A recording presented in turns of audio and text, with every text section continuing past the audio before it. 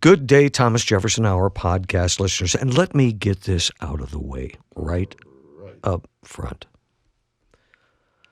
We so appreciate those of you who have taken the time to support the Thomas Jefferson Hour. That's the official voice. And if you would like to support the Thomas Jefferson Hour, we need it. Go to jeffersonhour.com, click on donate. There's a number of ways to do it, but in all seriousness, we need your support to stay on the air. And during the times that we're living through now, I think the voice of Jefferson is more important than ever. And this week's show, I think, is a great example of that. We have an extended discussion, a whole show really, just with Professor Joseph Ellis. I am sure there are some listeners out there who be are tearing their hair out under this, who may have some trouble with it. There's one person in particular who wrote in and just lambasted you for how could you? And I'm uneasy about this week's show. Let me say it, and I'll back off, and you can take over. But Ellis has such a unique perspective. He is so knowledgeable about. Look at the books he's written. He's in the show. We talk about an opinion piece he wrote for CNN, December 15th, 2019, and he goes through the impeachment of a number of presidents and then says the real reason. And then at the end, just a short paragraph, he writes, Donald Trump is being impeached on 2 charges of misbehavior during his dealings with Ukraine. The Judiciary Committee in the House has deliberately kept the charges within the narrow range of the Ukraine fiasco. The real charge against Trump, I warned you this was coming, he says, is that his entire presidency has been conducted on the belief that he stands above the law, is an elected monarch.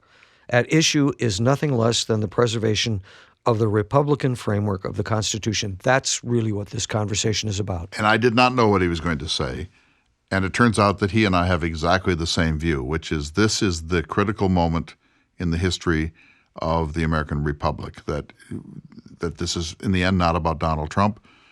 It's about the moment we're at in a system of what John Adams called checks and balances, and whether the Constitution will survive. In a sense, Trump is now immaterial to this. You can like him or you can't. This is really about Constitution, process, checks and balances, separation of powers, legitimacy, and so on. And I was so appreciative of that because out of his mouth almost immediately he said, the Republic is in the balance here. The Republic is in the balance here. And that's my theme. Of course, everyone has their opinion about Donald Trump. But I thought, okay, so he's impeached. It's not maybe the gravest thing that ever happened in the history of the United States, but it's an impeachment. The Senate must take this seriously. There must be witnesses. There must be documents. There must be, at the very least, the Senate, protecting its own status as a congressional entity, should be saying we're uneasy with an administration that says that it does not answer to the Congress of the United States. That's a fundamental misreading of the Constitution. That didn't happen. At the very least, you would expect the Senate to say, this behavior may not rise to the level of eviction. That's so grave. It's never happened in the course of American history. But it really is not good. We can't have a president calling on foreign intrusion into our elections. We're either going to censure this president or we're going to pass a resolution saying we don't like this, but we don't regard it as a fully impeachable offense. That didn't happen. Instead, there's this sort of sense like, tough. What are you going to do about it? We got the votes. Tough. What are you going to do about it? We got the votes. As your semi-permanent guest host, yes. You have a plaque. I had to read there it is. Yeah, there it is. You have to read your own. Yeah. Let me just go another place and say, well, let's be really careful not to gin up too much concern and worry about people. Power comes from the people up. And so I think we need to be very, very careful about who we vote for. I think all of this can pass. I think we can survive it. Well, you're more optimistic than I am. Not very eloquent in that, but I hope you're right. So I want to say a couple things about Joseph Ellis. That I know some people are going to be upset by this program. He was more stark than I thought, frankly, that he would be, but he has earned it. My goodness, has he earned it over a lifetime of writing about the founding generation, their intentions, their vision, what a republic is, how a republic is different from any other form of government in human history, how fragile a republic is. This is a man who has credibility. He's won the major national prizes for the work that he has done. This is not some flaming radical who's just trying to get his point across on MSNBC or some other outlet. This is Dr. Joseph Ellis of Mount Holyoke. This is the winner of the National History Awards. And what he is a constitutional conservative. He's not a liberal. He's a constitutional conservative. And when he says this is so grave that our republic is now in the balance, that's not a statement from some person who's in a bar somewhere in St. Paul, Minnesota, or San Diego. That's a man of extraordinary learning and stature. We need to listen to him. And even if we disagree with him, fundamentally, you have to say, that has weight. This scholar has weight. And so even if you're upset in listening to this program, I just ask you to try to in your mind, outline the argument, outline what he's saying here. What's going on? What's in jeopardy? What's fragile? What might or might not happen in the aftermath of all of this? I think this is one of the most important Jefferson Hours we've ever done. I'm uneasy about it because we seem to be coming down so hard on the Republican Party, on the Republican Senate, and on President Trump. But I kept making the point during the program, as you know, David, that it's finally not about that. It's really about the status of the system of checks and balances that is so important, and congressional independence of a strong executive. That in any republic, when the executive gets strong, even if he's strong in the most wonderful ways, the Congress needs to say, we're not really happy about this. We don't like that strong an executive. That's not how our republic is supposed to work. It's supposed to be legislative supremacy. It's supposed to be balanced. We must have oversight. We have a duty, irrespective of policy or personality, to have oversight. And I think that's what Ellis is trying to get at in this really important edition of the Jefferson Hour. Yeah, let's go to the show, but can I do a pitch for him? 2 pitches. We knew we were going to talk to him, and I was thinking about it was probably time to reread American Sphinx. It's been a while. My favorite of his books. It's been 8-9 years at least since I read it originally on your recommendation. Anyway, you can get an ebook of American Sphinx at Amazon for $4.95. Really? I bought it so I could carry it around with me. And I'm in that book. Yes, you are. I'm in that book. He saw me at the American Antiquarian Society and started a friendship which has lasted now for more than 20 years. I want to say that on January 10th through 15th of 2021, Locksaw Lodge out in Idaho, Robert Oppenheimer and the Atomic Bomb. Oppenheimer, tragic figure, the making of the atomic bomb, the decision to use the atomic bomb, and the nuclear situation in the world today, January 10th through 15. You can sign up now. We had a waiting list for space, a waiting list for Dickens. We're going to have waiting lists for the atomic bomb and Oppenheimer. And then on January 17th, Thoreau's Walden and Walt Whitman's Leaves of Grass. Thoreau's Walden, I think the most important book ever written in this country, January 17th through 22, Thoreau's Walden and Whitman's Leaves of Grass, and on January 10th through 15th, Robert Oppenheimer and the Atomic Bomb. And then in March, the date's not yet, but in March of 2021, Steinbeck's California, and in the fall of 2021, a second Jefferson and France trip, but not to Paris this time, to southern France and to across the Alps and into northern Italy. So lots of cultural tours coming on the Thomas Jefferson Hour. Just go to the jeffersonhour.com website and you can get all of the details and sign up now because this will fill and fill fast. And with that, let's go to the show. Good day, citizens, and welcome to the Thomas Jefferson Hour, your weekly conversation with President Thomas Jefferson. Mr. Jefferson is portrayed by the award-winning humanities scholar, author, and creator of the Thomas Jefferson Hour, the gentleman seated across from me now, Mr. Clay Jenkinson. But we're mostly excited to speak with the gentleman we have on the line. I would say one of the favorites of the Thomas Jefferson Hour, Mr. Joseph Ellis. We get a lot of requests for Joseph Ellis. His most recent of many extraordinary books is American Dialogue, The Founders and Us, but he also wrote my favorite book on Jefferson, which is American Sphinx. And I think, personally, of his great books, the greatest, Passionate Sage, about the great John Adams. But it's hard to pick. What's your favorite book, if you had to choose one, Joe? And welcome. Oh, geez. It's like picking your favorite child or something. And so I don't know. If it were solely on the basis of how many people have read it and talked to me about it, it's a book called Founding Brothers. Oh, yeah. But that's not your criterion. What's the one where you feel like you broke deepest insights into a figure or a period of our history? Oh boy, give me a couple drinks and I'll answer that. But I'm not the. I mean, I'm the worst judge of my own stuff, and so I like the book I just did a lot because it plays to what we might talk about today, and that is it's an attempt to create a dialogue between the founders and us. In this case, Jefferson and us, maybe more than Jefferson, but that the us means now, and the impeachment procedures that are in process as we speak, and a troubled America. You wrote an article, an opinion piece for CNN. It was published on December 15th, titled "Every President Since Washington Has Been Accused of Misconduct." That's a really good read, and I'm hoping we can get a link to that up on our website. You recall what I'm talking about? Yeah. It's a little story there.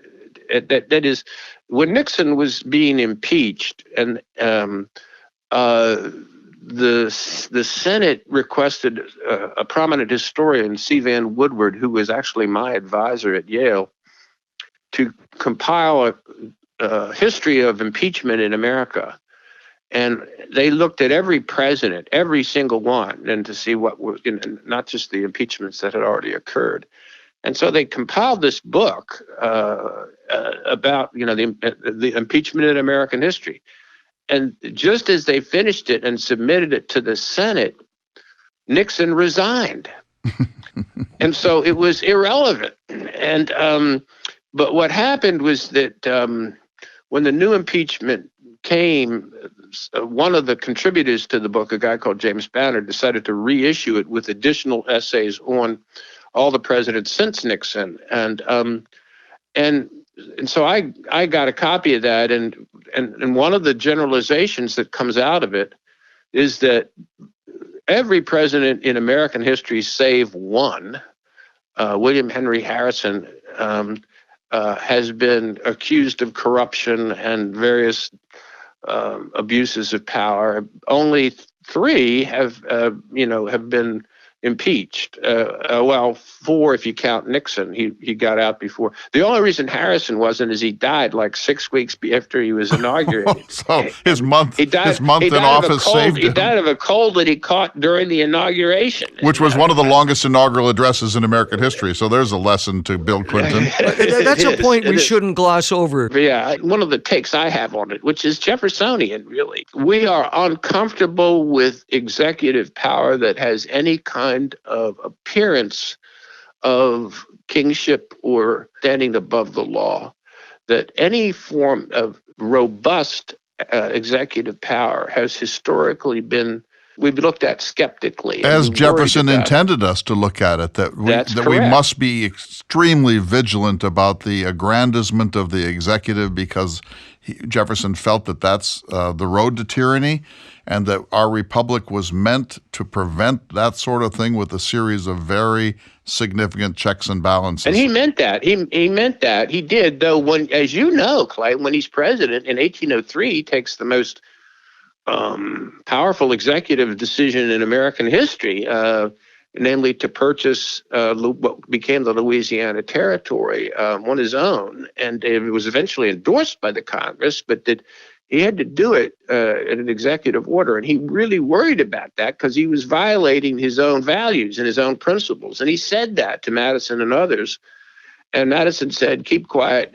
Just do it. Just take it. If you start worrying about it, Napoleon might change his mind." And this is the greatest deal in the history of land deals. This makes the sale of Manhattan look like nothing. And they got a third of a continent. So all the presidents, including Jefferson, who've spoken about their worries about executive power, once in office, are often forced to make decisions that have imperialistic, dictatorial implications. And I think that since World War II, once we became a world power and foreign policy became a much more important part of the political equation, the power of the executive has increased enormously. And I think in the current Trump impeachment, from a Jeffersonian point of view, which I believe I can speak to, and you can correct me, Clay, the real offense of Mr. Trump, President Trump, is the actual defense that he's making. His defense is that he does not have to observe the law when it comes to providing witnesses or information, and that he stands above the law in terms of his judgment with regard to the Ukraine deal, and so that you can't. His lawyers have said you cannot investigate, you cannot indict him, you cannot convict him, you cannot even investigate him, and that argument, if allowed to stand, or if successful, which it appears it will be as we speak, has some rather extraordinary implications to me, and I'll put it as starkly as I can, as Jefferson himself would. It means we're no longer a republic. Bingo! You nailed it. It's not the Ukraine call. It's the refusal to cooperate with a constitutionally legitimate inquiry by the Congress of the United States. That's the threat to democracy. That's right. And Jefferson would, by 1816, say democracy, but earlier than that, what he would say is republic. And that's what most of the founders thought they had created, a republic. And remember Franklin's last words when he comes out of the Constitutional Convention. Can you keep it? If you can keep it. Yeah. But let me ask you a really serious question, Professor Joseph Ellis. And if anyone's earned the right to answer this question, you have, with more than a dozen extraordinary books that have won awards. You're one of the most sought-after public and academic intellectuals in the country. This is the founders. And so on. So I want you to be careful in your answer here. Geez, I'm scared to death. I don't even know what's coming here. Nice setup, right? I want you to decide what weight this has. So okay, we know that almost certainly Donald Trump continues to serve out his term as president, and he quite possibly gets reelected. You say that this, from a Jeffersonian point of view, is the end of the republic. I could not agree more with that. What weight do we give this? Is this, we've been watching the republic be eroded by a whole range of dynamics for the past 200 years, and particularly since World War II. Why does this matter? What's at stake here? Because my view, and I think you will agree, is that the American people are strangely unconcerned, some of them, about the gravity of when checks and balances break down completely. Yeah, I do agree with that. There are some loyal Trump voters who believe in him and are prepared to accept him. I mean, I think they're evangelicals who accept him in ways that I find difficult to understand, given his own lifestyle and his own history.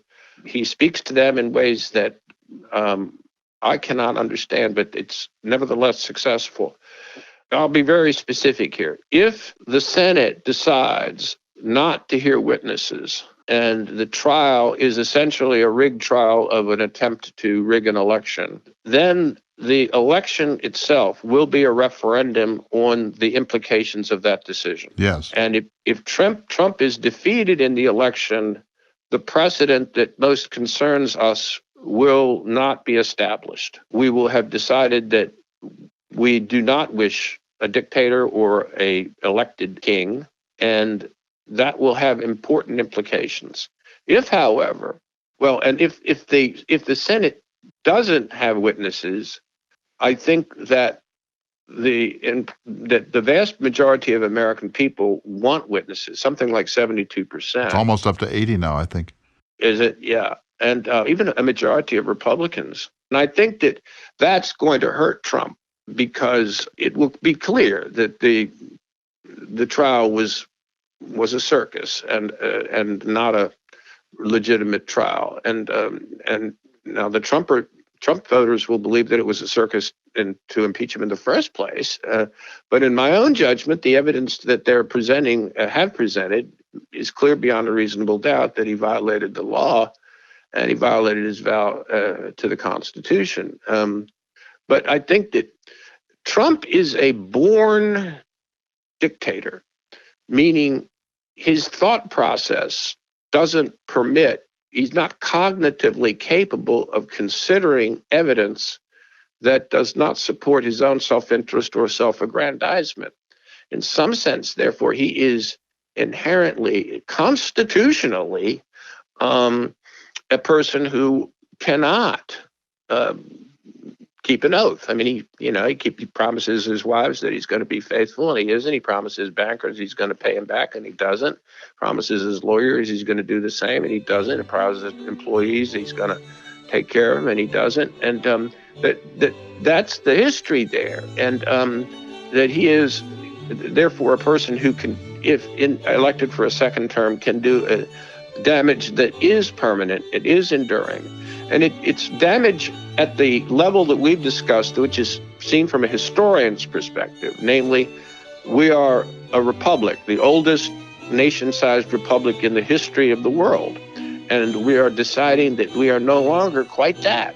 But in addition, the more legalistic people who have more Madisonian than Jeffersonian instincts are saying that we have permanently unbalanced the checks and balances in the Constitution. You're listening to the Thomas Jefferson Hour. We're speaking with Professor Joseph Ellis. We need to take a short break.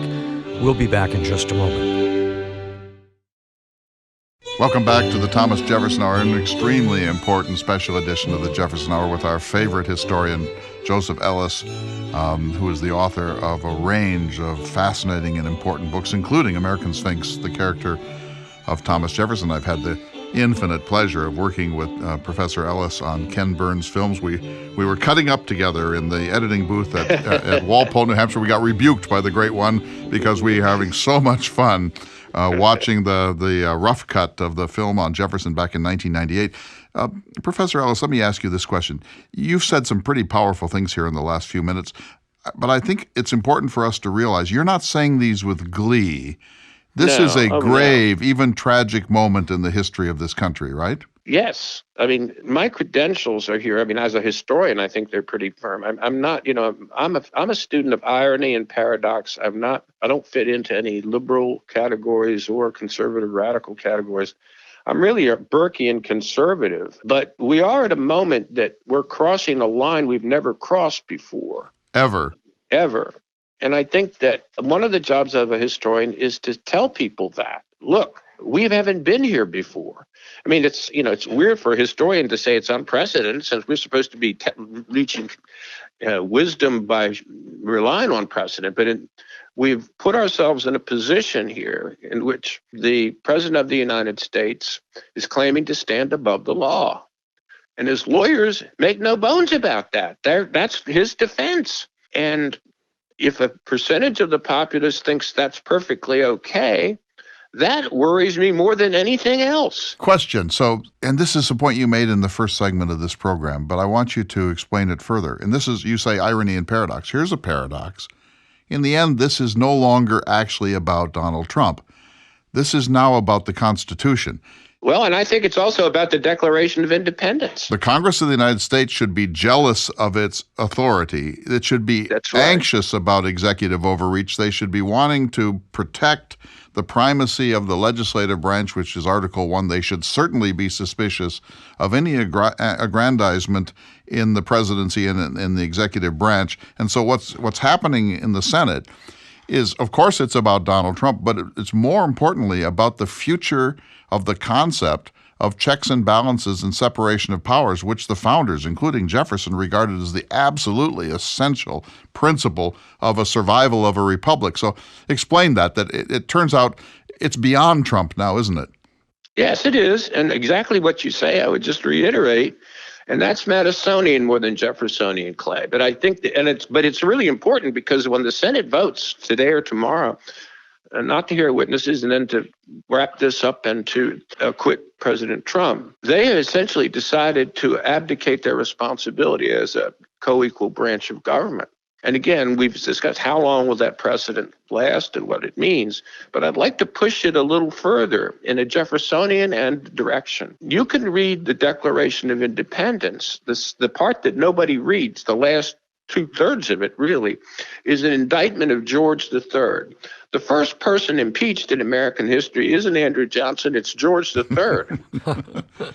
and that we are at a moment when the tectonic plates in Western political thought are changing, because Jefferson is saying power does not flow from God to a divinely appointed monarch and then down to the people. The people are the sovereign source. Power flows upward from the people to the executive, and the executive serves at the pleasure of the people. And what we are doing is saying we are going to reject that, and that Trump stands above the law. And in some sense, we are not only saying that we're no longer a republic, we are saying the American Revolution was a mistake. Think about that. But Joe, a Trump supporter, of which there are 63 million, would say the power flowed from us to him. We elected him duly as the 45th president of the United States. Elections matter.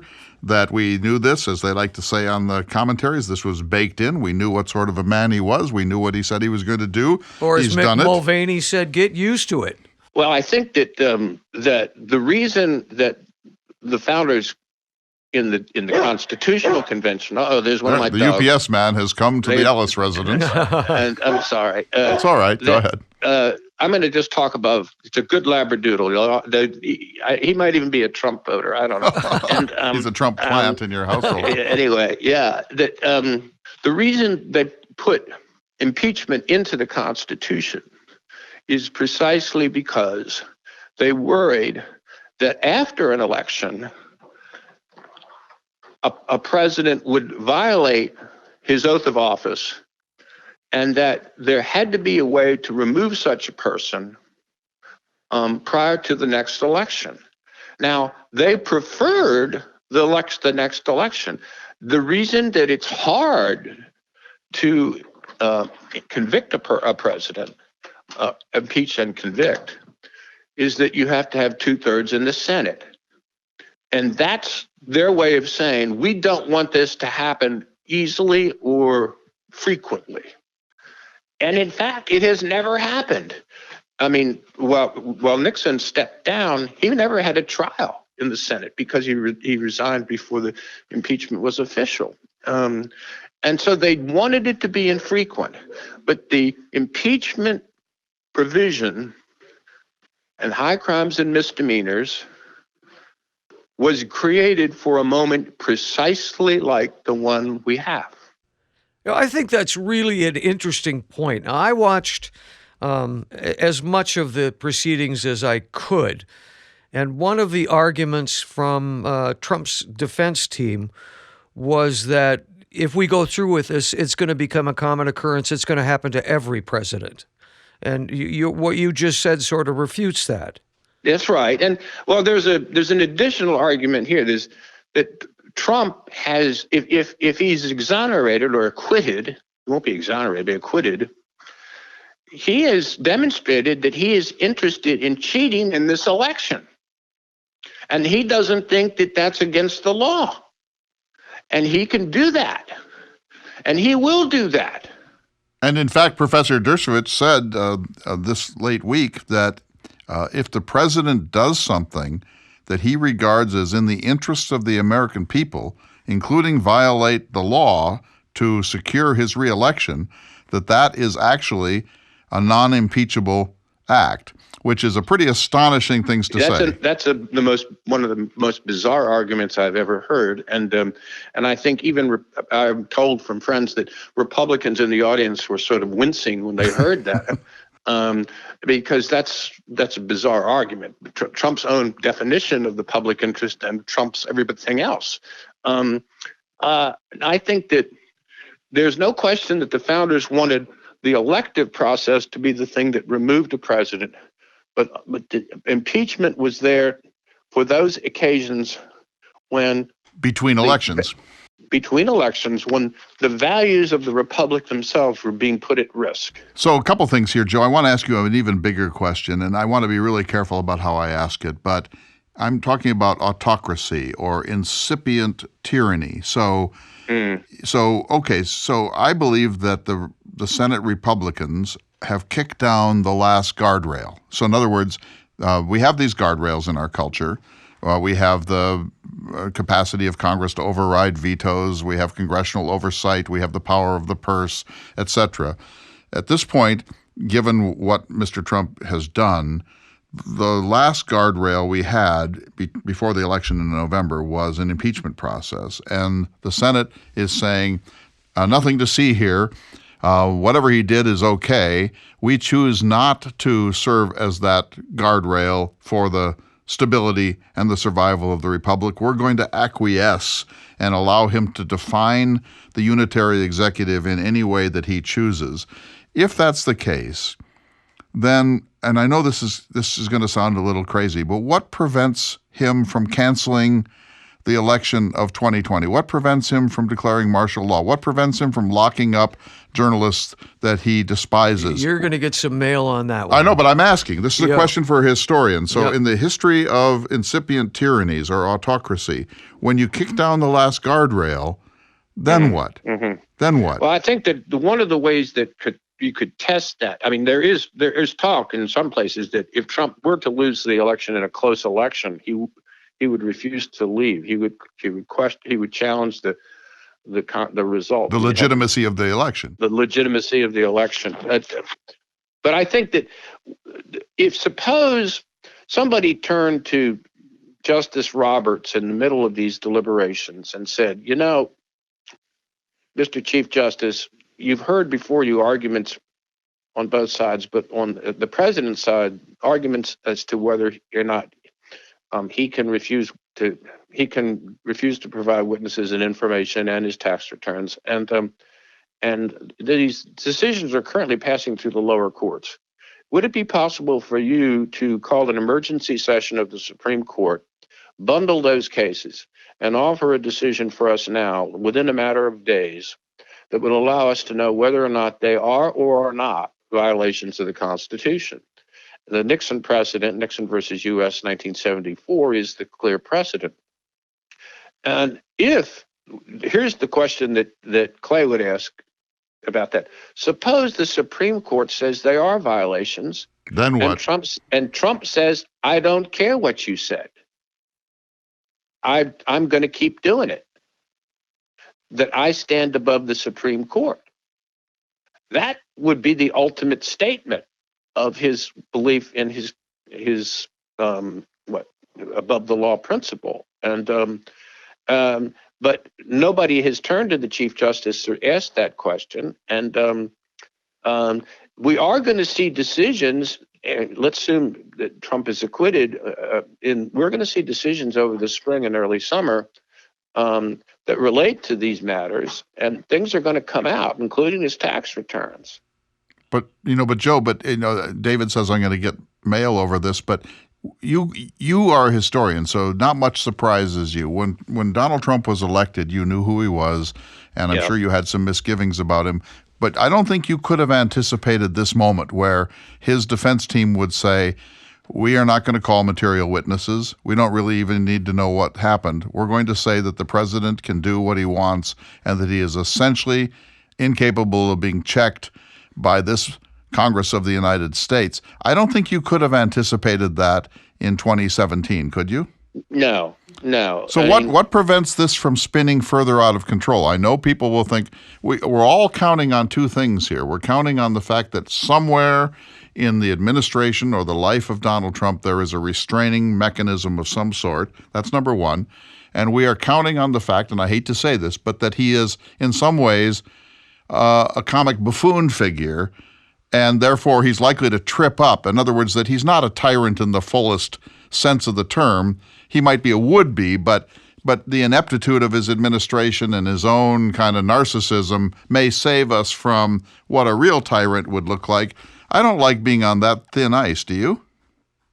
No, though it's it's highly plausible. I mean, if Trump were reelected, I think you'd find him impeached again. And then all will depend on whether or not the Democrats won the Senate. If he's elected and the Democrats win the Senate, the first thing they're going to do is impeach him again. And, there's no double jeopardy on that one. Let me ask you a different kind of question. I think that the Democrats have made two really significant mistakes here, and they're procedural constitutional mistakes. I do think that Nancy Pelosi and others were right when they said an impeachment is so grave that it needs necessarily to be bipartisan, that if it's coming from a single party, even if that party is right, it can never have the legitimacy that an impeachment needs, that it must, in some sense, show a consensus of the governing body of the United States. And the second thing is, I think they needed the courts on their side for this, and they should have let it play itself out through the courts in the manner of Nixon. Because if you get the judicial branch saying you must turn over your taxes, you must submit people as witnesses, you must submit documents that are subpoenaed, then you've got two branches of government checking a runaway third branch. But by not invoking the courts, I think the Democrats have left themselves vulnerable, and I think rightly vulnerable, to the charge that this is a largely partisan thing, whatever its merits. I agree on both things, especially the second. I wrote a piece for the CNN blog on this too, called Pelosi's Pause, and I urged Pelosi never to send the impeachment to the Senate until they got a hearing from the Supreme Court on the issue of evidence and witnesses, and that was crucial, and that if that got delayed until November of 2020, so be it. But nevertheless, and so you're right, but the level of partisanship present in the Congress and the Senate now is, I won't say unprecedented. They certainly have. That's hard to document or hard to measure. It's not 1860. No, it's not 1860. And the votes against Johnson were partisan votes by radical Republicans. And one of the heroes in that, from Kennedy's point of view, in Profiles in Courage, is this guy from Arkansas, I believe. His name is Ross, who's the deciding vote not to convict Johnson. But I think that to push it a little in a Trumpian direction, really, some people can say, look, we're saying that we have to choose between a president who sometimes is behaving in buffoonish way, but nevertheless is going to take action, and a paralyzed, plutocratic, totally partisan group of people both in the House and the Senate, which is what they've become, what the Congress has become. We'd go with the former rather than the latter, and I'll run the risk of monarchy in order to avoid the current paralysis of a Congress that can't do anything. And but I think the levels of partisanship on the Democratic and Republican side are similar, but the Republicans are much more almost military in their enforcement of it. But the question about this may be an embedded problem or paradox of the impeachment clause, because the Founding Fathers didn't anticipate this, where we would be two Americas and they would distrust each other in so profound a way. So getting to the supermajority, which impeachment requires, may now be a statistical impossibility. But let me ask this question. We got about a minute and a half here before we must take a break. When William Jefferson Clinton was impeached, many Democrats stood up in Congress and condemned him and said, "This is unacceptable. This is ruinous and reckless." And then Clinton himself apologized to the nation, was chastened, threw us himself on the mercy of America. I don't think we're going to see any of that from this president, are we? No, nor from this Congress or the Senate. That the matters have deteriorated on that score, and the highest priority for virtually every member of the Congress is to be reelected, not to perform their duties in this instance, where the Constitution and not their own political fate is the highest priority. And I mean, it's true. You know, somebody said Kennedy's book Profiles in Courage is really small. It's not very large, not many pages, because the occasions for that kind of leadership are few and far between. Right now, they're practically non-existent. You know, we're going to take a break here. I think there are two things here in concluding this segment of the Jefferson Hour with Professor Joseph Ellis, the great historian and friend of this program. Joe, number one, the highest priority of a member of Congress of the United States is to protect the Constitution of the United States, and the second highest priority should be to protect Congress against a runaway judiciary or against a runaway executive. We're going to take a short break. We're coming back. We have many more questions to ask our favorite guest, Joseph Ellis, with his dogs in the background. You're listening to the Thomas Jefferson Hour. Welcome back to the Thomas Jefferson Hour, this very important and special edition of the Jefferson Hour. And fun. With Joseph Ellis of Amherst, Massachusetts, sometimes known as the People's Republic of Massachusetts. But Joe, you are, let's get this straight, you're not a bleeding heart liberal. You are a constitutional conservative, and yet you're saying, so I want people to understand, you're not yet another MSNBC commentator who's taking glee in all of this. You're worried about the future of this country, this republic, and this Constitution. Yeah, I mean, I voted for Romney when he was my governor. The current guy, Baker, is a Republican. I voted for him. I'm an old-fashioned Republican in some respects. My lawyer is Bill Weld. And we've become so divided, and we've been so incapable of listening to people who don't agree with us that we're unaccustomed to having arguments that are meaningful. And what I hope we're doing here is trying to present an honest dialogue about this. And people want to turn us off because they don't agree. They can do that, I guess. But I think that we're saying that the Republic is facing a set of challenges about its longevity and about its very character that are truly unprecedented. Now, if you brought the founders back, they would be surprised that it's taken us so long to elect a full-blooded demagogue. They expected this to happen more frequently, and that's one of the reasons they put impeachment in. So one of their concerns, Joe, that seems to kind of come up above the radar and then it slips back under. As far as I can tell in reading all of these documents, including Federalist 65 by Hamilton, is that the founders' principal concern was that a president would be perpetuated in office by foreign meddling, or he would become the tool of foreign nations or interests, and that we had to protect our system from foreign meddling, from foreign intrusion. And so here we have a president not passively receiving foreign pressure, but welcoming it, inviting it, almost begging for it. That's what the founders were most concerned about, is that our sovereignty would not be secure and that we had to have some mechanisms to prevent this from happening. So the emoluments clause and the impeachment clause. Why is it that I get partisanship, and I get that this maybe is not the gravest thing that has ever happened in the history of the government of the United States, but why aren't these Republicans who would be screaming through the rooftops if this were a Democrat, why aren't they at least acknowledging that this is a matter of some constitutional concern? I think the answer is that the people who are now serving in the Congress and at the national level as a group of political leaders are driven exclusively by money, by the first person if you're going to run for office at the national level, the first thing you do is get a donor, and the second thing you do is hire somebody for opposition research. And that's the system that's now operative there. And I think that the trial that is occurring is a trial about the quality and character of the Senate.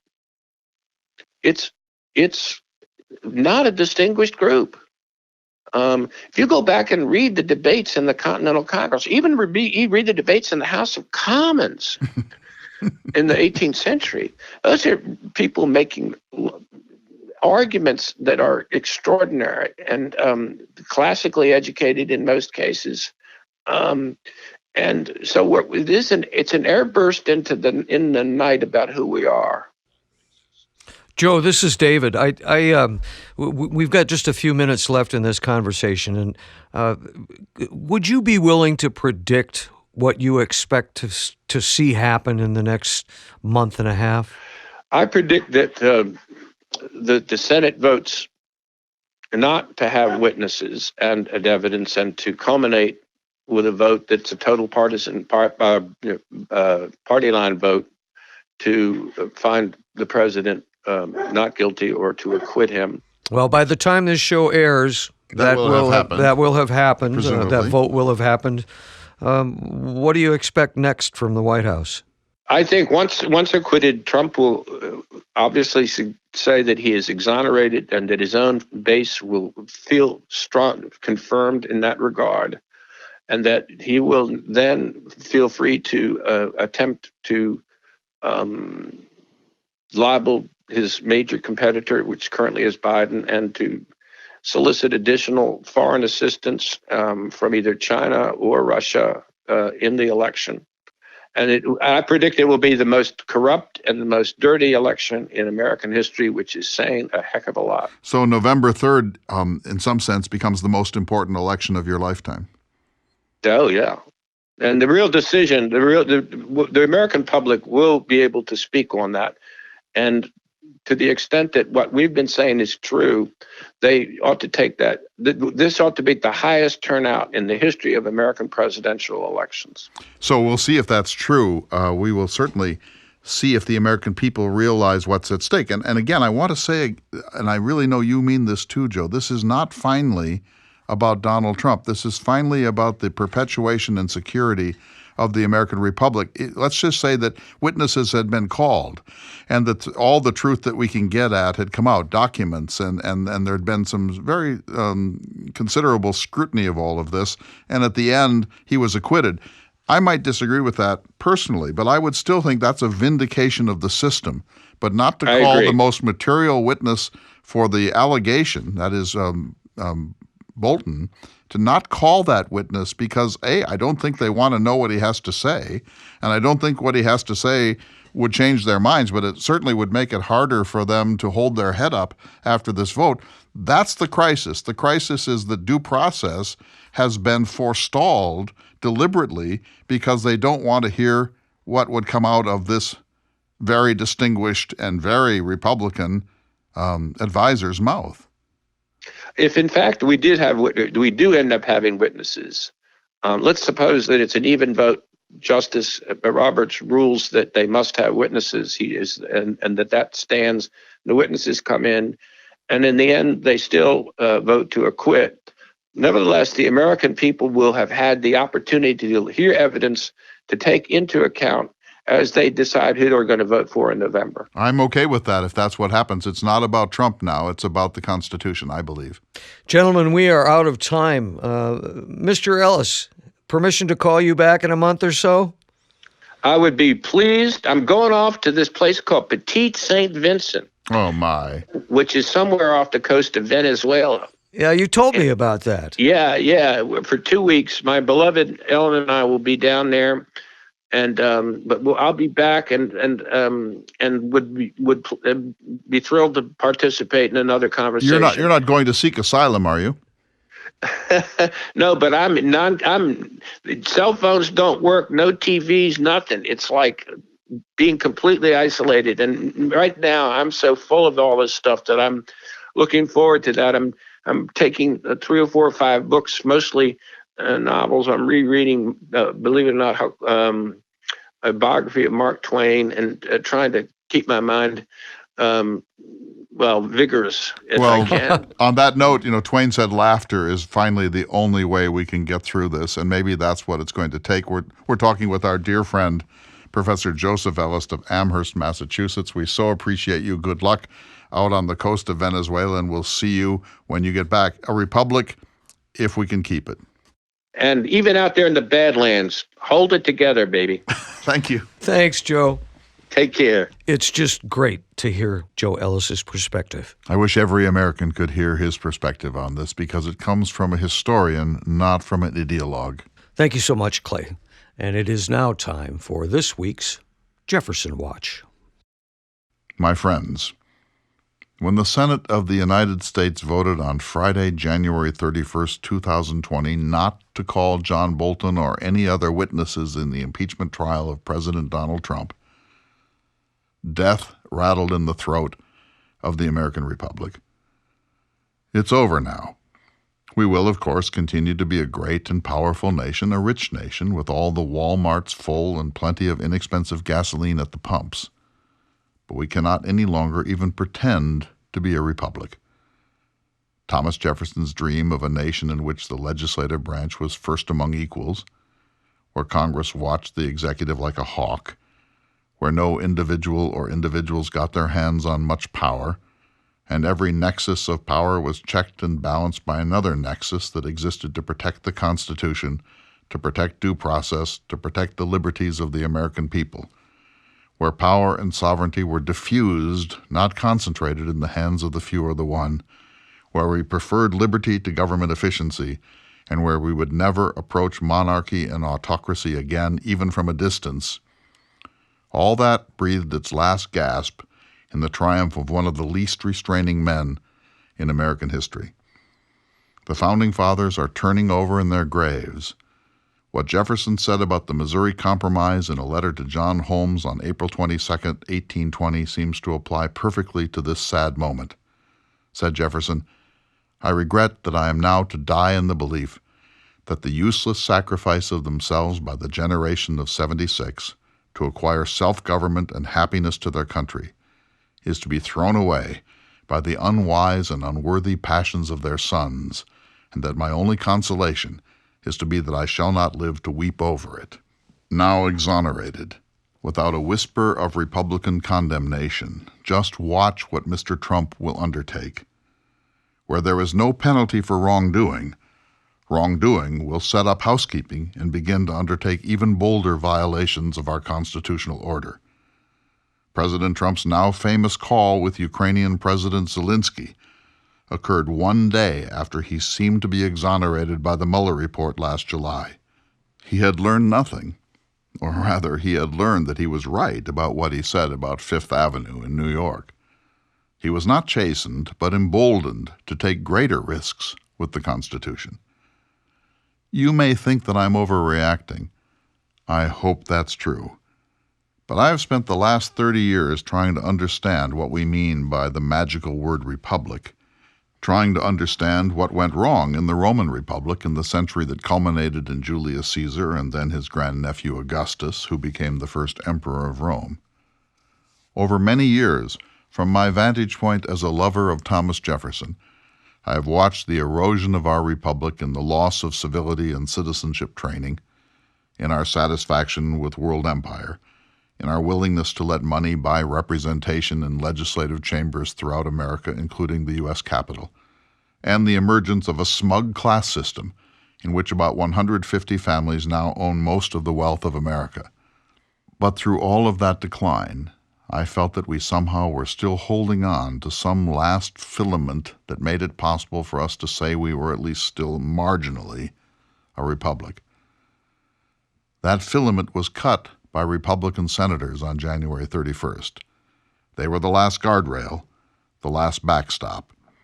If they had called witnesses and learned the starkness of the truth, if they had let the American people hear the truth from an unimpeachable witness like John Bolton, who was in the room and who fled the Trump administration because it was so reckless and lawless,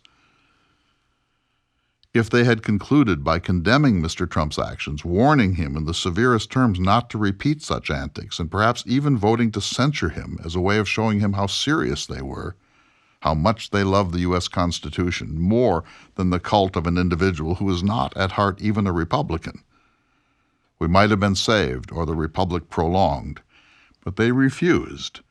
In a trial about official wrongdoing at the highest levels of American public life, to hear from the single most material witness, indeed a staunch Republican like themselves.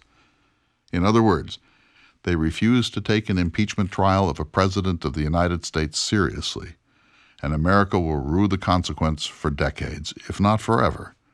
It's that serious, a staggering, probably fatal blow to the Constitution. And the worst of it is that about half of the American people are feeling glee, while all that this country uniquely has stood for is cheerfully tossed in the dumpster of history. I'm going to save this warning and read it to you again when we have all been engulfed by the tsunami of wrongdoing that is sure now to follow. Everything we know about Donald Trump, and we have known him for decades, is that every narrow escape from nemesis emboldens him to greater recklessness and arrogance. The argument of the Republicans in Congress was that the President of the United States can do whatever he wishes, legal or illegal, as long as he says he is doing it for the good of the country. The President has said that his reading of Article 2 of the Constitution gives him unlimited and unchecked executive power.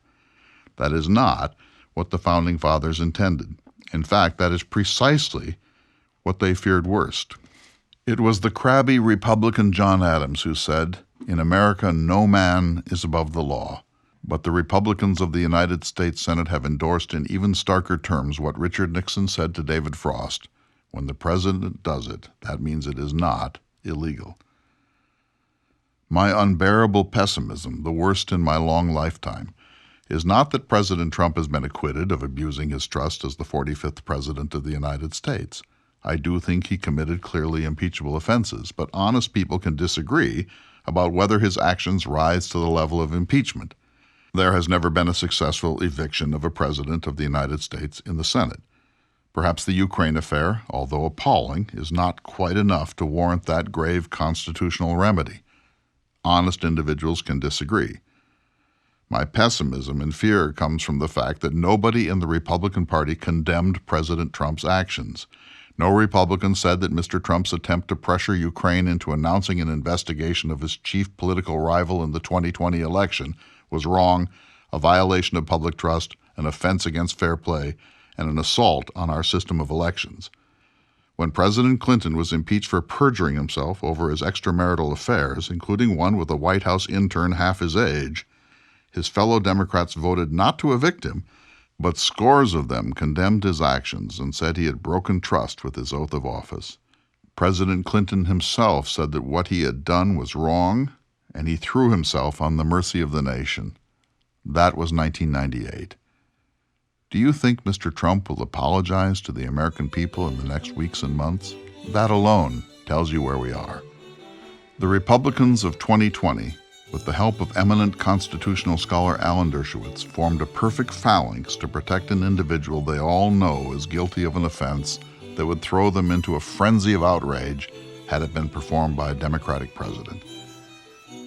They may think they are protecting this president at this moment, but they have trampled on the United States Constitution, and we will all reap the whirlwind.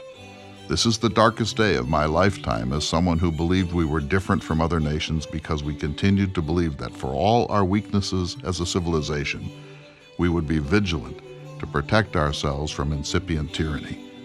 Mitch McConnell and the Republicans of the Senate kicked over the last guardrail on January 31st. And as Shakespeare says in Troilus and Cressida, now hark what discord follows. I'm Clay Jenkinson. We'll see you next week for another edition of the Thomas Jefferson Hour. The Thomas Jefferson Hour is brought to you each week by Dakota Sky Education. The program is distributed nationally by Prairie Public. President Thomas Jefferson lived from 1743 to 1826, and this program presents his views. President Jefferson is portrayed by the award-winning humanities scholar and author Clay S. Jenkinson. To obtain a copy of this or any show for a $12 donation, please call 701-575-0727. This program is also available online at jeffersonhour.com and on Apple Podcasts. If you'd like to correspond with President Jefferson or submit a question for him to answer on the program, please visit the website at jeffersonhour.com. The Thomas Jefferson Hour is produced at Makoche Recording Studios in Bismarck, North Dakota. Bach Cello Suite No. 3 in C Major by Stephen Swinford. Thank you for listening. Please tune in again next week for another thought-provoking, historically accurate program, Through the Eyes of Thomas Jefferson.